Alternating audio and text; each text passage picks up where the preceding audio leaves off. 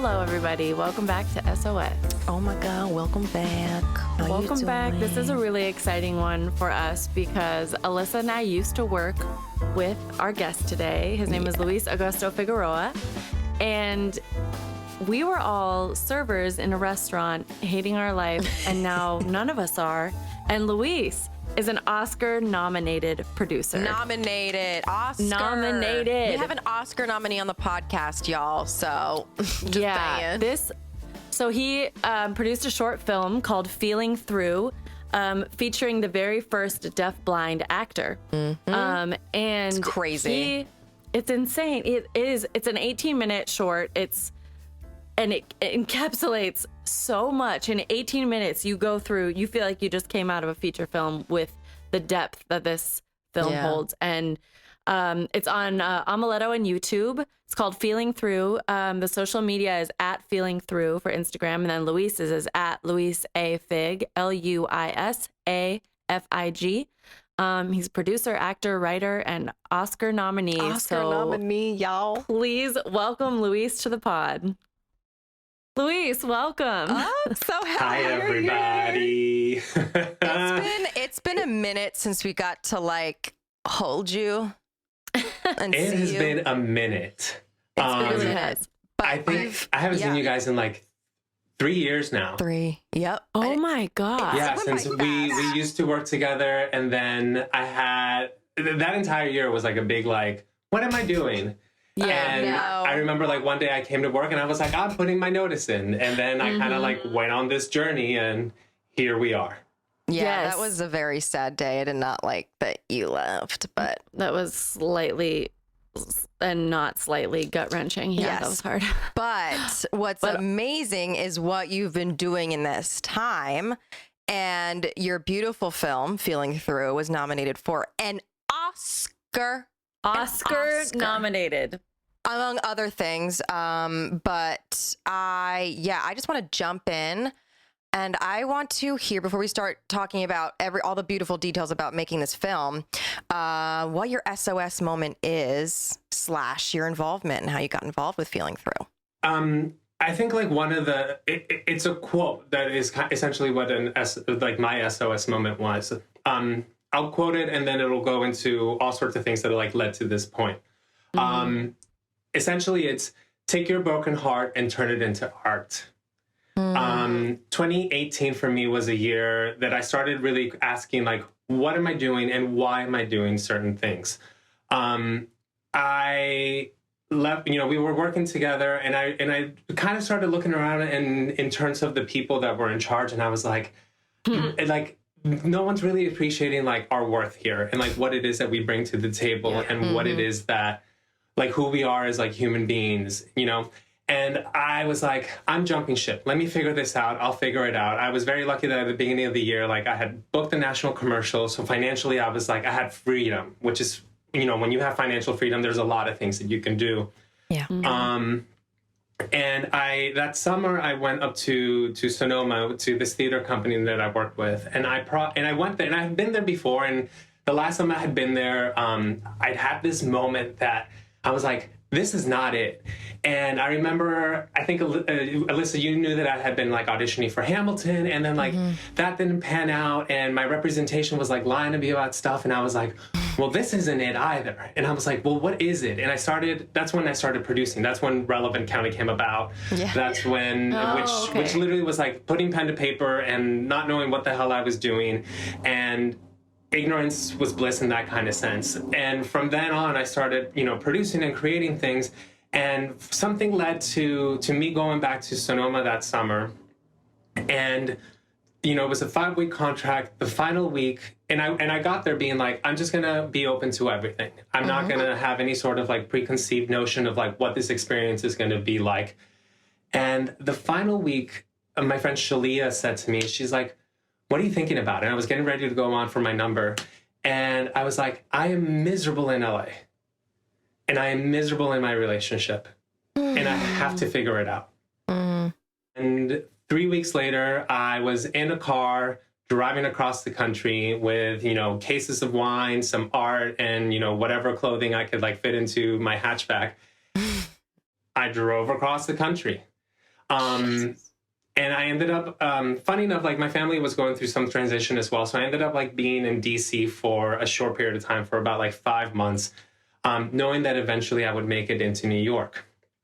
Now, prior to all of this happening, I had already started the conversations with the writer-director of Feeling Through, Doug Rowland, who was a friend of mine who I met him in like 2007. And, you know, he dated a friend of mine, they broke up.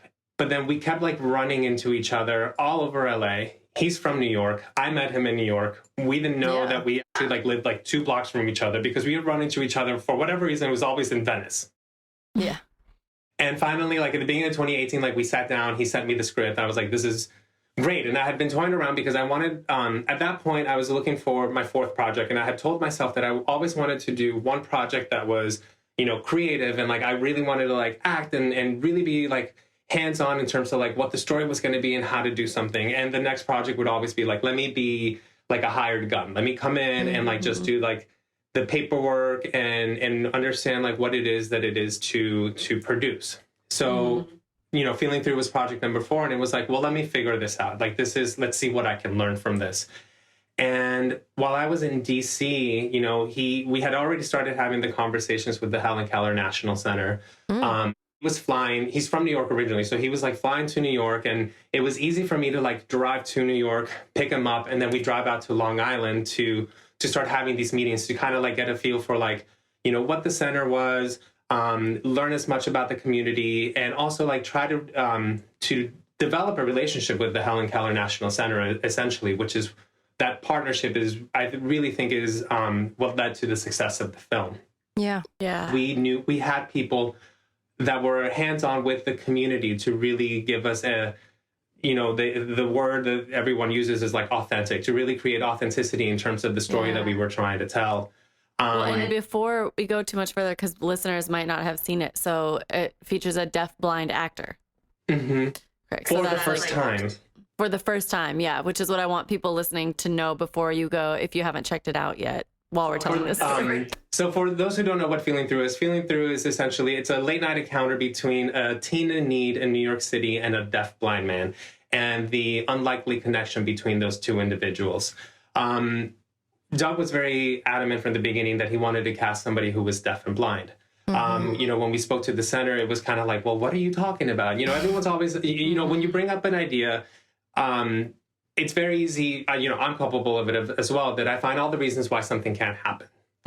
And when it comes to artistry, you know, when you get in that flow, it's like you're going to do everything that you can to achieve what your vision is. You know, we knew that we were going to, at that point, we knew that we were going to crowdfund because it was the best way to basically get the funds to make a film. And, you know, Helen Keller like came on board as a sponsor for us, which really helped in terms of like getting the word out there for people to see the legitimacy behind what it is that we were doing as a project. And in September of 2018, was it September? Yeah, September of 2018, we launched, you know, on Seed and Spark and did 30 days of campaigning. And that was awful. It was awful because calling people for money, emailing people for money, going on social media. And I don't know if you guys remember like those videos that it was just like asking and asking and asking. And, like, this is what we're doing it. This is, you know, we flip the sands of time and, you know, it's running out. We have 30 days to like achieve our goal. Because what happens with Seed and Spark is if in 30 days you don't achieve, I think 80% of what your overall goal is, you don't get any of the money. Oh, wow. For us, knowing that we were going to film in New York, we still had to like put production together and all of that stuff. It's like, if we don't do this now, we have to wait, you know, maybe in the spring, probably like another year in the fall. And at that point, any sort of momentum that's been happening with the project will go away.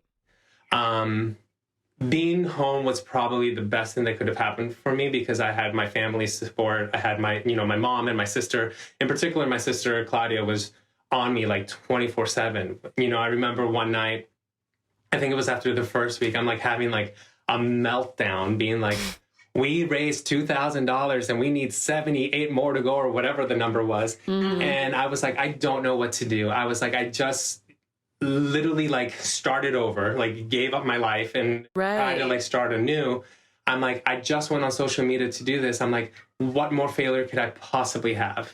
And she said to me, she's like, well, you either don't do this and look like a failure on social media, or which doesn't really matter, or you look like an idiot to do, to raise these funds, to find the money and actually have something to hold at the end of it. Yeah. Funny to look back, like where we are now, to be like, well, Yeah. it wasn't in vain. Absolutely.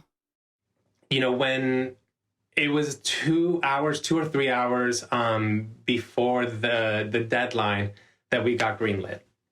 Are you serious? Yeah, and I actually didn't realize that. I was, throughout the last, 5 months of this campaigning that we've been doing, there's been a lot of reflecting, and I've gone back to some of like the original posts on my Instagram, and I have like a picture there of when we got greenlit, and it literally was, because it would tell you like 3 days to go, 4 days to go, and I think it says something like 4 hours to go, and I'm just oh wow. Wow. We literally like made it at the very last minute. That led to 30 days of like putting the production together, of holding the auditions, of finding all the different characters, and in particular finding the role of Artie. Yeah. We auditioned. The Helen Keller National Center was great in terms of introducing us to all sorts of people in the center that within their community that they felt would be appropriate to bring on board. Because again, this is, for a lot of the people that are deafblind, there's different variables of it. And then some people were born deafblind, some people were born deaf and, lost their eyesight, or were born blind and lost their hearing as they progress in age. So, we know our artistry, through the world of like hearing and seeing and touch and all of these things.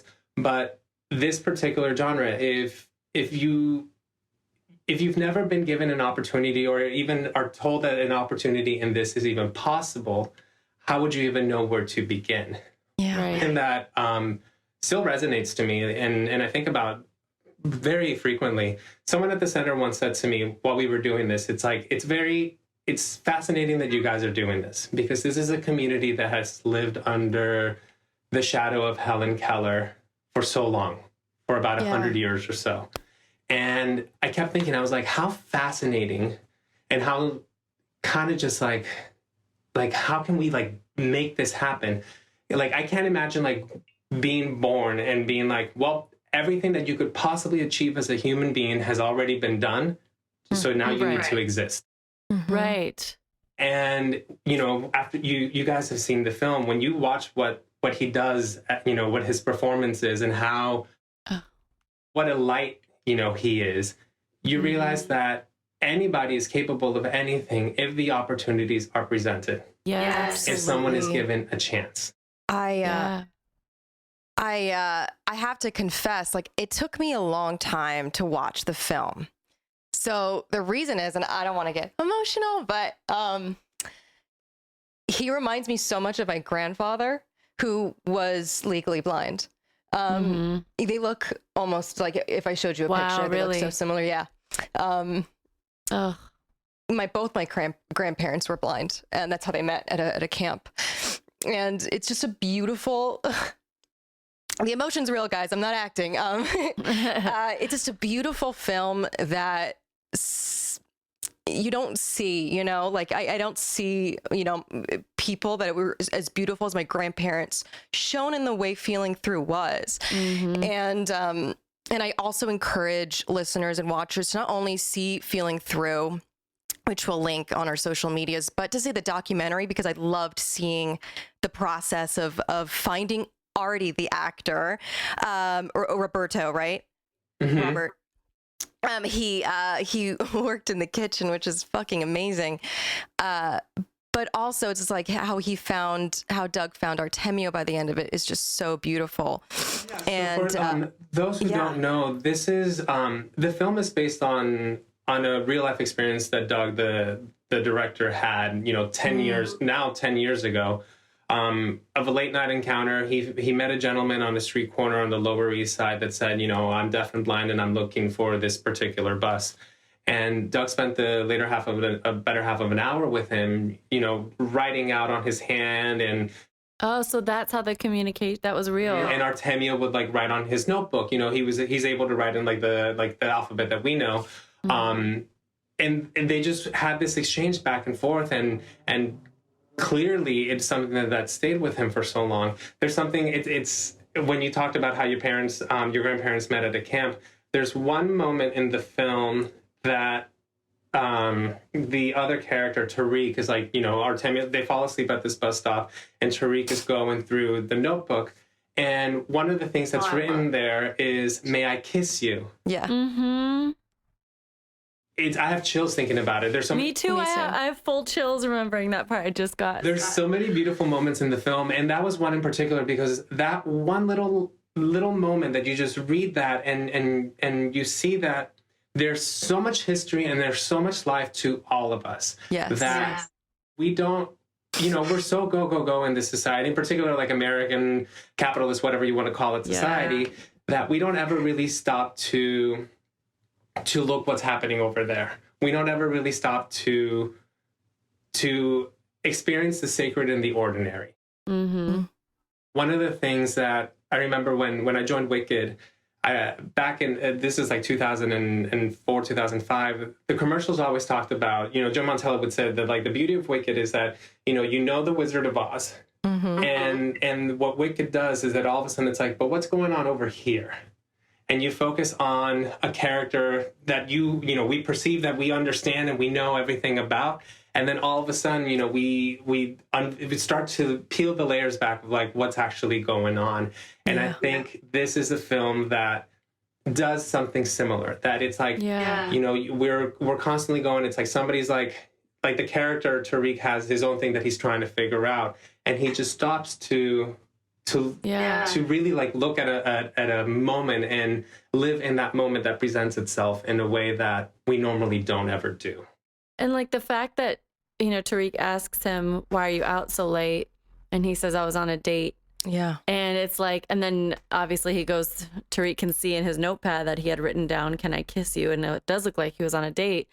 And it's like the amount of limits we put on ourselves in our daily lives, like fully, I say that of like the three of us and anyone who's like is fully capable. Like I have all five senses. I have my health. I have like a roof over my head. It's like all these things and why certain days do I feel like, oh, I can't do that, or I can't. And then you look at this and you're like, this guy went out on a date in the film, like already goes out on a date, knowing how difficult it is to get home. He might not be able to get home that night because he has to have someone volunteer to help him cross the street or like catch the bus, and he's not like, oh, I can't go on a date.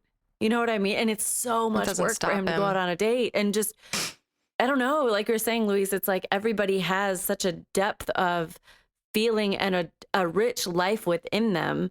And we all just kind of like blow past each other day in and day out. Day in and day out. Yeah, not only that, but it's what I loved about it. And with that particular moment with the "Can I kiss you?" and that he's on a date, like when you see, and of course, this is the first time you see a deafblind actor portraying a deafblind character, but when you see people with disabilities represented in films and TV, you don't see that life with them. They're usually just like, I don't know, they don't have the life. They're not going out on dates. You don't. They're not usually written as a form of a way for the audience to relate to them. Like as a three-dimensional character. As a three-dimensional character that we see everything of who they are, as opposed to just being like something inspirational for the other part of society. Right. One of the things that one of the questions that kept coming up when we were in pre-production was people's concerns that it's like, we don't know if the community necessarily needs a film that's going to be like, oh, look how inspirational these people can be. Mm-hmm. This is not what the film is. Mm-hmm. The film is not about like, look how inspiring, like we can community or anything. It's about just people are people. Experience. Yeah. Yes. People are people. We all want to connect. We all are trying to have a date. We're all trying to get home. Mm-hmm. Yes. I remember the first time, because one of the first places, and because I knew nothing about this community prior. Mm-hmm. In Los Angeles, Los Feliz, Silver Lake area, there's the Los Angeles Braille Center or Braille Institute. Yes, I used to live right by there. And on Thursdays, they have DeafBlind Day. And I remember going with Doug the first time, and it was the first time that I'd ever been, that I witnessed, tactile sign language. For people who don't know what that is, it's a form of ASL, or how people within the deafblind community speak to each other. They do ASL. The other person will put their hands, around the other person who's signing's hands, and then just basically read their hands. Wow. The other things that happens if you have enough interpreters and they're going, and the exchange is happening back and forth, is that the person who is signing to somebody will have an interpreter next to them who's tapping on their leg different things. And what they're doing is, a way that they're tapping, let's say on their knee, is giving the person who's signing an idea of what the other person is feeling, like what they're emoting. So it's to avoid, there's an actual conversation between two people happening. Wow. To see that and again, going to like the SOS moment where I'm literally here having this like existential crisis of like what my purpose is and what am I doing with my life and how do I undo this version of myself that I had become that I didn't want to be. I start to really see the resilience of the human spirit, of what it is that humans do in order to survive. Because anybody, in particular, somebody in this community that's different abled could have very easily been overlooked. And had it not been for the people that are like, how do we get these people to survive? How do we get these people to have a fulfilling life and be able to thrive in the way, even just as someone as Robert has been able to thrive in this moment, we're capable of so much more than what we are told that we can achieve. Yeah. Yes. That's amazing that the communication level with translators, translators, right? That's what interpreters. Interpreters. I was like, this feels wrong. The interpreter, but talking about what the other person is emoting back, because I mean, they even say with those of us who are like with our hearing and our sight, when we are communicating, I've read that like 80 to 90% of what we pick up on is body language from the other person. It's not even about the words that they're saying. And that's how we are reading communications with people when we're looking at them. So think of how we've like overcomplicated our lives with texting. Yes. Where I literally, somebody will send me a text message like, where are you? And I I have like 9 million like stories that go through my head, and all of a sudden I hate the person. It's like you literally, how many times that's happened to so many people, all of us, like, oh, I thought you meant, it's like, what? I was just saying, where are you? I wasn't like, where are you? Or is it, where are you? Or is it, it's like, what are we doing? Actually, I have a question about a particular part of the movie, and spoiler, put your, earmuffs if you haven't seen it quite yet. But what do you think? Because me and Ryan were kind of like debating on like, this is interesting. Like at the end, when Artie tells Tariq everything's going to be okay, do you think it was intentional in the way of like, he knows that he's homeless? I think so. I remember Doug talking about this because it was, I can't remember if it was a conversation that we had or if it was something that was done in the audition rooms. The whole,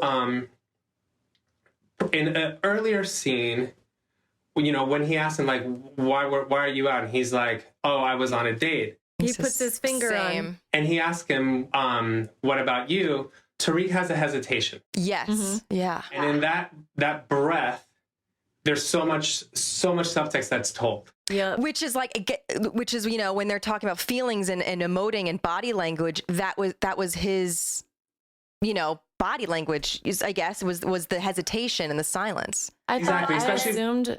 Oh, sorry. Go ahead. Like I would think that especially, and I actually should have this. Like I know that for a fact. I'm curious if part of the way in which people who are deafblind, like how they communicate, there really isn't. I remember very vividly watching this and being like, oh, there's no beat that's missed.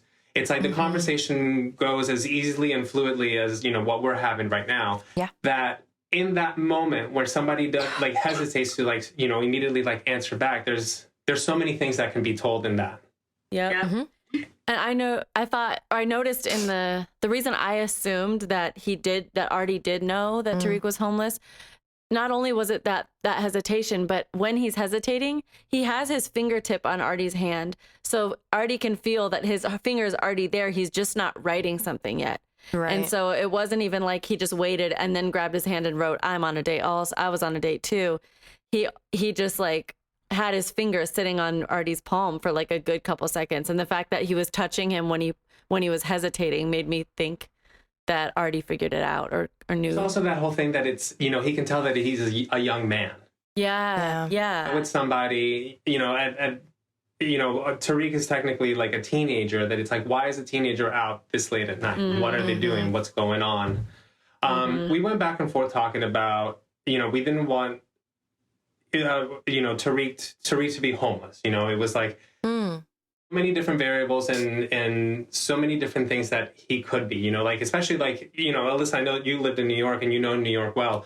There's so many, you see people of all ages at all different hours of the day and the evening. So sometimes you don't know, there's so much additional things that you can add to that. It's like, was he like trying not to go home because there's a bad place at home, or he just didn't want to go home because he wanted to like stay out, or his intention may have been that he just wanted to go see Rhonda, this girlfriend. Right. Mm-hmm. And that's, I think it was a little bit of, Tariq's choice as an actor, Steven's choice as an actor, and then also us as an audience to interpret it the way that we want to interpret it. Mm-hmm. It's a short, we have 18 minutes to really tell the story, and so many of the things that it's almost as an audience, not our job, but when it comes to short film, but it's almost a freedom to be able to add fiction on top of fiction so that we can take out of the story what we want to. And I love the moment when Tariq closed his eyes and closed his ears, just for that moment, just to see what it was like. I remember gasping when I read that. Yeah. It was so moving. And like, why do you think, and like, you did some work at the DeafBlind night, at the Braille Institute and like all, in your work with the Helen Keller National Center, why do you think it took so long to feature a deafblind actor? I think, and this is coming from me, I remember having I've been on set. I know how hard being on set is. And, in this particular project, when I was like, okay, I'm just going to produce, I'm going to have my producer let me figure out like the logistics of it all. And I kept being like, it's hard enough to be on a set for somebody who's used to being on a set, let alone somebody who hasn't been on a set. And on top of that, add that they are deafblind. And on top of that, add whatever number of interpreters are going to need to be on set. I think a lot of the times when it comes to projects, if something becomes a little bit too difficult, we're like, well, let's just find an easier way to do it. Like last night with the Oscars, it was the first time that, they were accessible to people who are hard of hearing, or people who they were closed caption, or to, with image descriptions and all sorts of things. And it's like the fact that it took 93 years for something like this to happen. All it has to do is like one person has to do it, and then everybody is able to do it. Yeah, and it's. Did you follow the drama with that Sia movie? No. Okay, well, I won't go into it too much, but basically, Sia had written this movie. I can't remember what it's called, but it came out this year or like late last year, and it was supposed to be about a character with intellectual disabilities, like severe intellectual disabilities, and they had aimed to cast an actor with the same intellectual disabilities, but it became too much, and they immediately just like, I don't know if they quit or they just fired that actor, and they got the chick from Dance Moms that she always has in her music videos to play a character who's completely, she's neurotypical, so it's like she's portraying a person with severe intellectual disabilities, and it's just like, there's a lot of controversy, obviously, because it's like, were you just not doing enough? Did you just give up at the first sign of an inconvenience, Like the fact that like what you were doing with the interpreters and the light that was like shining, I saw that in the documentary, that the light, they had like specific light to show. So so Robert can see in the night shoots, like them doing ASL. Oh. Being Wait, able, so you know, so all Robert these things. Robert is so he's not 100% blind. The way that it's been described is like, you know, if you were to put a piece of paper and like poke holes through it like with a needle, Yeah. that's like that's what he can see. Yeah. So if he has like that, you know, like Alyssa explained in the documentary, you see like the way that they're able to shine the light on the interpreter so that he can at least like see, you know, what it is that she's interpreting and able to, you know, receive direction or be able to communicate with Doug. I think this is no different than, you know, creating that kind of environment for somebody who is deafblind on a set is no different than, you know, let's say, you know, working on a film in Brazil, and then you have some sort of, you know, interpreters with you that are, you know, what's his name from the director from Parasite last night when they even did, you know, did the whole introduction. He said that it's like, there's no reason for these stories not to be told. People will learn how to adapt. And, you know, one of the things as a producer, and I know that, you know, I think anybody that has ever produced and you're working with an artist, a director and writers and actors, you try to find the yes. You know, they say like, well, this is what I need. And it's like, well, let me figure it out. And what I always tell myself is if Beyonce can find 78 black trombone players to play Coachella, I think I can, you know, I can figure anything out. Yes. Yeah, there's always a way to tell your story, honestly. Well, and so as this has, you know, I know the Oscars were last night this will come out later, but so the press and the media have obviously been raving about your film. And what has the feedback taught you as a producer and just an artist moving forward, whether it's about being a producer or just being in the industry? I think to take, I've always like believed this, that it's like, if you believe the good, you always have to believe the bad. So it's always good to just listen to your core, and at least like also like listen to your circle, to your inner circle, because they're always are going to be your biggest supporters and stuff. I think, you know, I learned very early on, you know, like when I was 19 when I made my Broadway debut, and in my mind I was like, this is the greatest moment of my life and nothing's ever going to top this. And then when that moment ended, I'm sitting there like, well, what's next? And then this Oscars experience was like a 5-month experience, you know, like from the moment, you know, we, you know, I remember Doug being like, you know, we became eligible, like I'm still debating back and forth if we're going to go in. We were approached by Andrew Carlberg, who became an executive producer, and he was like, I think this film has a shot. We entered the race. I can't remember if it was late November, early December. And then it was 5 months of like campaigning and putting the pieces together. And in that, you know, a lot of that went back to, for me, it was a lot of the feelings that came back to the crowdfunding, that it's like, okay, well, who am I going to reach out to? You know, whose hands do I need to get it to? Understanding, you know, what the Academy is, or, you know, if you're into Meghan Markle, like what the institution is and how to communicate with the institution and the whole thing. Into Meghan Markle. And just like Meghan, all of a sudden these like voices start going in your head and you're just like spinning. And I think one of the things that I learned the most from this, it's sometimes the best thing to do is to just stand still, to in a way to kind of like just let all the noise calm down, all the water, if like you're standing in like a shallow pool of water, to let that calm down, so then you know what the next step should be. The Oscar race, as it was explained to me, you know, I remember one of the first people that I reached out, my friend Jeremy. You know, I was trying to go to him to have him connect me to somebody who could connect me to who I was trying to get to. And he said to me, he's like, this is a very tricky and nuanced race. Looking at it now, you know, now I understand, you know, when people would say about Anne Hathaway, and they'd be like, oh, you know, she campaigned so hard for that Oscar that she won. It was kind of gross, blah, blah, blah, blah, blah. Now I'm realizing, like, yeah, everybody's in it. Everybody's campaigning. Everybody that gets to that level is doing everything they can to bring as much awareness to what it is that they're doing. And the thing is, it's like, you know, it's a race, it's a competition, but I can't think of it as a competition, because every film, like in particular, like our category, is the first time that I really paid attention to the short live action film. And I watched all the films, and all of the films were I thought were absolutely fantastic. Yeah. And I see why all of those films, you know, were able to get through all of the noise that happened, you know, because it was 179 films that qualified. And then the shortlist was 10.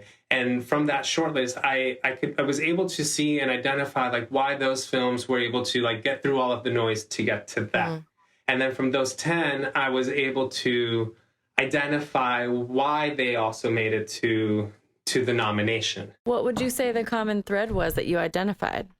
I think the common thread, one was the understanding of what the game is, the understanding of what is expected when you even get to that point.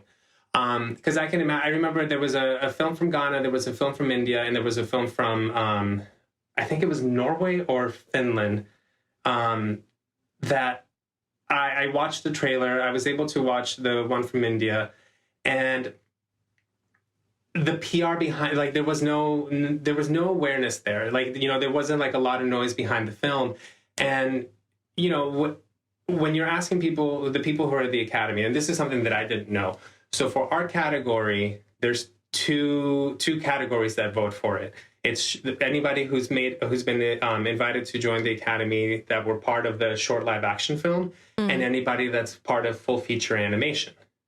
So those people, and it's usually like every year, like the inductees, it's hundreds of people get inducted into the Academy, and then, you know, they get divided into the different categories, and then it's about bringing that film to those people. It's about bringing your, you know, especially in the short categories, like how can we target those people so that they know about our film, they hear about the film, they understand what it is that the filmmaker was trying to do, they understand what the importance of what the film is trying to do. And it literally, you know, I'm from Panama, so it's like I'm going to be as loud as I possibly can. And that's, I think, when you don't know that you have to do that, it's very easy to then just kind of like get lost in the circumstance of it all. Yeah. Yeah. You were robbed. Just going to say that. What was that like when you found out you were nominated, though? Like, were you screaming? Like, did you prepare a speech? Wait, did you prepare a speech? No, I did not prepare a speech. I like to go, you know, where the wind takes me, and well, just and lie hopefully so you can give us the speech live on our podcast. I mean, but if you'd like to hear my speech, I have it prepared in my notes. Yes. The whole thing was fascinating. I remember. Okay, so we knew the day and the time, because I think it was February 12th. It was the day that I got my first vaccine. We knew that this is the day that the shortlist was going to come out.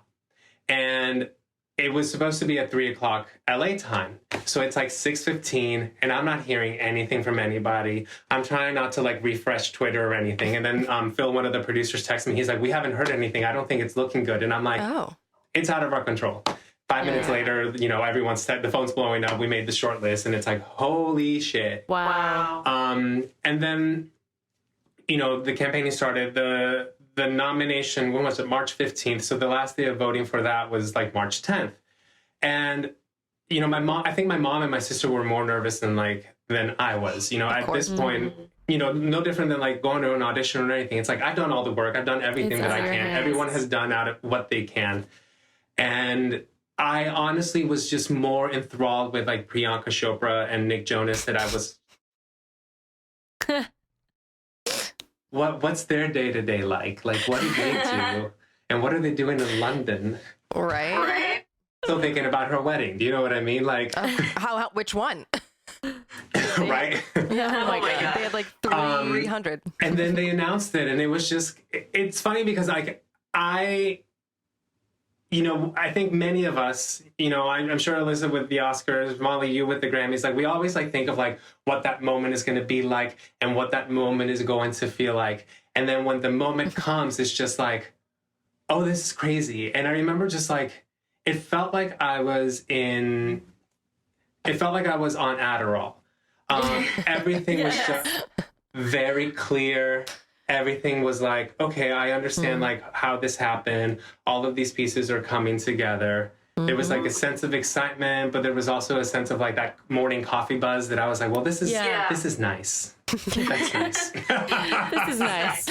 This is nice. I could get used to this. I will say that yesterday was the first time I've had like little moments. I think yesterday when the awards happened, I was actually through all of this. I've always been like, well, I don't know what I'm supposed to be feeling. I don't know, like, do I need to? Should I be excited? Do I need to be jumping up around? There's so many other things. You know, you also have so many people that are saying like, you should be doing this and you should be doing that, and like, why aren't you doing this? Right. That, you know, once you shut everything down and was like, let me just focus on what it is that I need to be doing. When the show started yesterday, I remember feeling like I texted my boyfriend and I was like, I just felt like I had this emotional release. That I was like, oh my gosh, this is happening. And then, you know, that passed because I was like, what's this like camera lens that they have for the Oscars today? And also like looking at like Union Station and looking at the whole thing. And I was like, oh, this is a country club. Like now, like, you know, when you take away like all the mass of people that are there, all of a sudden it's like, oh, here we are at Mar-a-Lago. And, you know, when the category came up, it was, and I will never forget this feeling. All of a sudden, it was the first time that I felt like that bubbling, like, oh my gosh, I was like, oh, this is nerves. And I was able to identify it. And I was like so excited that I was like, oh, good, I'm feeling something. And feeling through. Yeah. Huh? Yeah, I'm feeling through my emotions. And, you know, when they called Two Distant Strangers, there was also like a sense of relief. Because it was also like, we made it this far. Yeah. And we made it here, and look, and not only that, like I'm fascinated because of like all of the press between like what Marley was doing and what Doug was doing in terms of the film and bringing like all of that awareness. Short films don't ever really get that much attention. I cannot remember the last time that a short film was like on NBC Nightly News. I can't remember the last time that, you know, something like this made it into the New York Times the way that it did. Whoopi Goldberg was talking about it. It was phenomenal, the response. Cher spoke about it. Like, I'm doing the Cher impression, but I can't. Didn't Chrissy Teigen too, or is that just a fever dream? That one I haven't heard. I just made it up. It was a fever dream. A fever dream. Well, this is so... But it is, it's like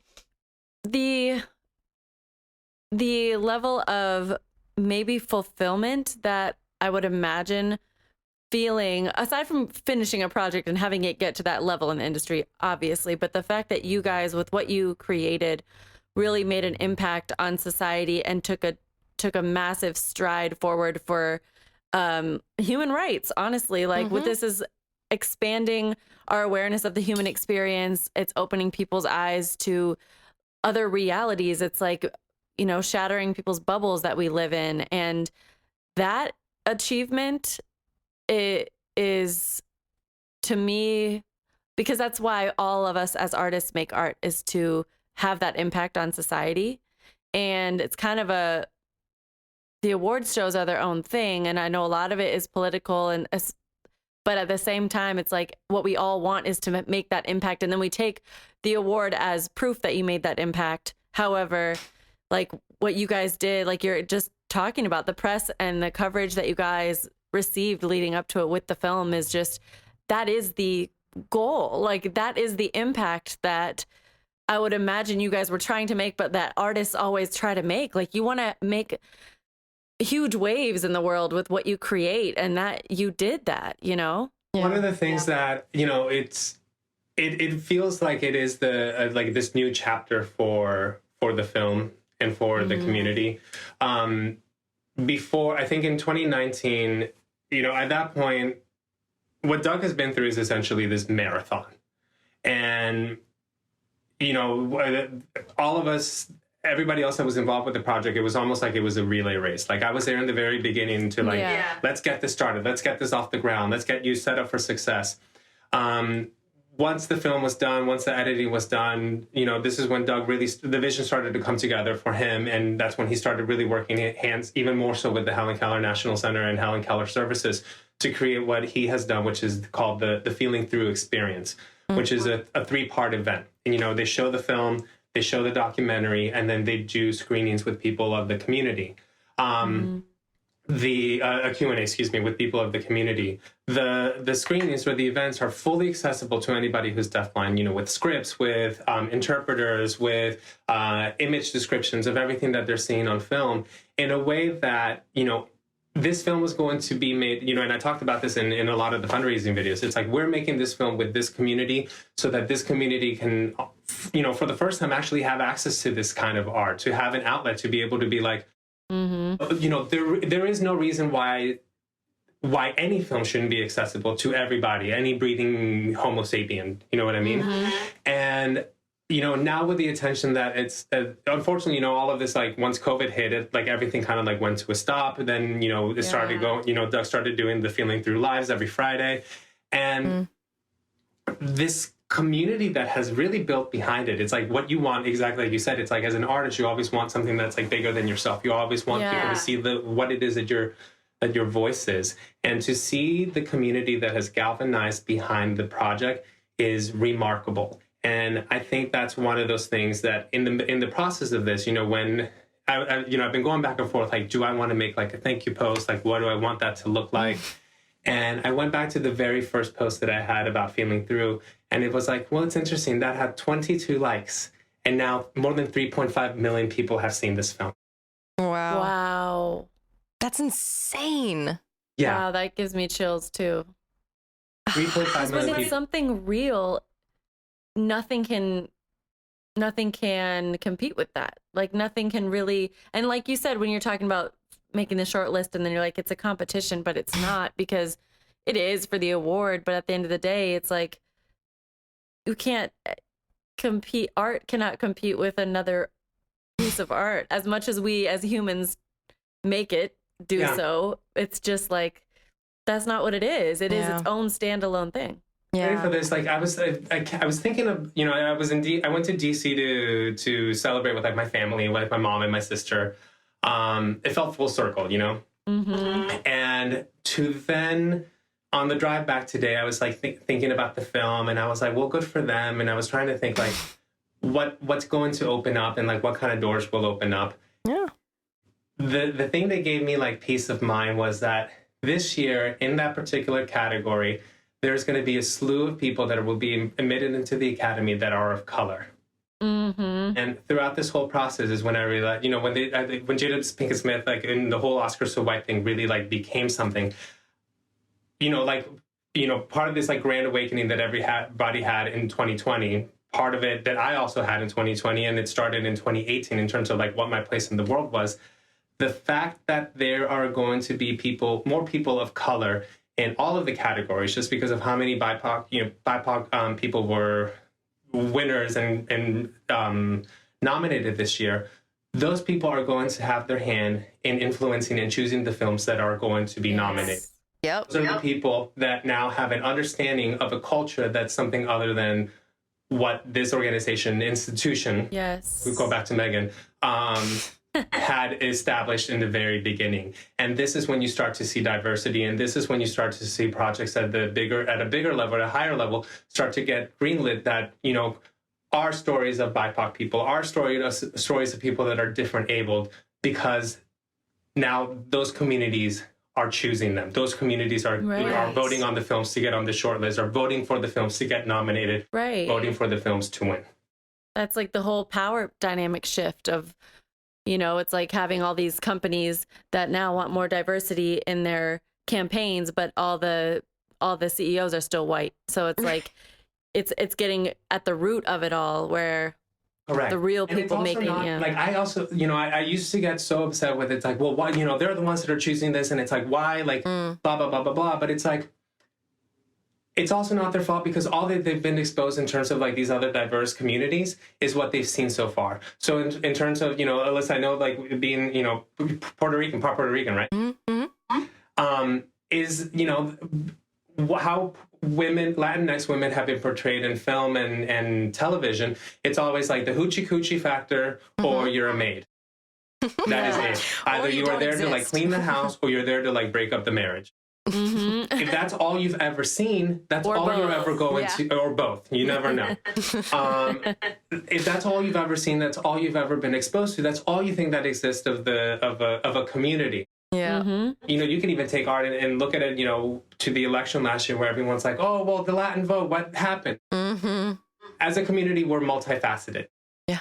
You know, and as a community, as the United States of America, you know, it's like looking at a landscape through a kaleidoscope, and there's so many different things. And if you've only seen one side of one color, you're only gonna accentuate and lift up that one color. Yeah. And this is why I think this year, and you know, when the conversation started with Oscar So White, has been so important, because now you're starting to see the effects of that. Starting to see people that understand different communities. Right. Yeah. I mean, that's something that like I always think about as an actor in this industry going into this and knowing what auditions I'm always getting. And it doesn't make sense because of because I have such white assuming privilege, but it doesn't matter. Like as soon as my agent found out that I was Puerto Rican, they're like, oh, no, you're going to be the hooker for every single role I put you out for. And it's just so disheartening, but and then that just is kudos to you, Luis, for being a part of such a beautiful and revolutionary type of work. Yeah. Where people can see themselves in, you know, people can see themselves in Tariq, people can see themselves in Artie, the bodega guy. Like, You know what? People can see themselves as a man sleeping on the bus. Yes. Yeah. And also, this is real quick before we wrap it up. I was really moved by when he puts Artie on the bus, and then, you know, he like kind of gets aggressive with the bus driver, like, promise me, like, don't just say sure, like, promise me you'll tap him at his spot, because like he's just really, and the bus driver's like, okay, fine. And there's this whole exchange, and then they hug each other, and it's pretty emotional. And just he makes that woman in the back of the bus makes eye contact with Tariq and smiles at him, like sees that he's taking care of this man. And it was like kind of an extended moment, but it was really moving, because I'm wondering what she sees. Like, she sees that this guy is blind. She sees that this kid is helping him. She probably doesn't know he's deaf. She sees him like have a little conversation with the bus driver. It's like a whole, there's so much in an 18-minute film. There's like so many moments that are just like the human experience just exploded all over the screen, and you just see yourself in everyone. Yeah. And I'm so proud of you, and I'm really excited for you. And I have so much admiration for you just like shaking up your own life and doing what you needed to do, because there was a blockage in your life, and you knew you were unhappy, and you removed that, and all of these things are flowing to you, and I'm so happy for you. Yeah. Thank you, guys. Thank you so much for being here. I love you both. We love you. Oh God, I love him so much. I love him. It's very, I got verklempt. it's so beautiful to see somebody that, you know, we had all worked together, and we all have these goals and dreams. We're all working on these things. And then, you know, to watch somebody from that to fulfilling a huge piece of their purpose and their dream. And what he is doing in the creative world is just beautiful. He's enormously talented, and I'm so happy that I mean, like, even if he did any other film that was maybe, I guess, featured, I want to say normal actors, able-bodied actors, I'd be proud of him. But like, it's this film that's like, I'm so glad that he was a part of something so important that hit close to home for me, and I'm sure so many people. So, so dope. He was robbed. Yeah. Yeah. Yes, please, everyone, check it out. They worked with the Helen Keller National Center for the Deaf, Blind Youths and Adults, HKNC. So that's what we're shouting out today for our nonprofit. Authorized by an act of Congress in '67, HKNC is the only organization of its kind providing training and resources exclusively to people age 16 and over who have combined vision and hearing loss. Students travel from across the country to their headquarters in Sands Point, New York for on-campus training in assistive technology, vocational services, orientation, mobility, communication, and independent living. Their instructors are sensitive to the cultural differences between students with different levels of hearing and vision loss and varying educational backgrounds, providing individualized training and guidance to each student. HKNC also is a leader in professional learning, training the trainers to work with the deaf-blind community. So to learn more and donate, please visit helenkeller.org/HKNC.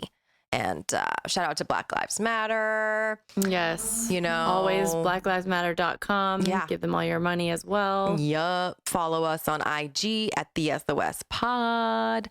Follow us, subscribe to us on iTunes, YouTube, Spotify, Google, everywhere. Leave us reviews. It helps us. And what are we on, Molly? What are we on? Oh, we are on Patreon. We're on Patreon, y'all. Which is a way for you to help financially support us as we try to get this little baby off the ground. $3 a month, $7 a month, or $11 a month.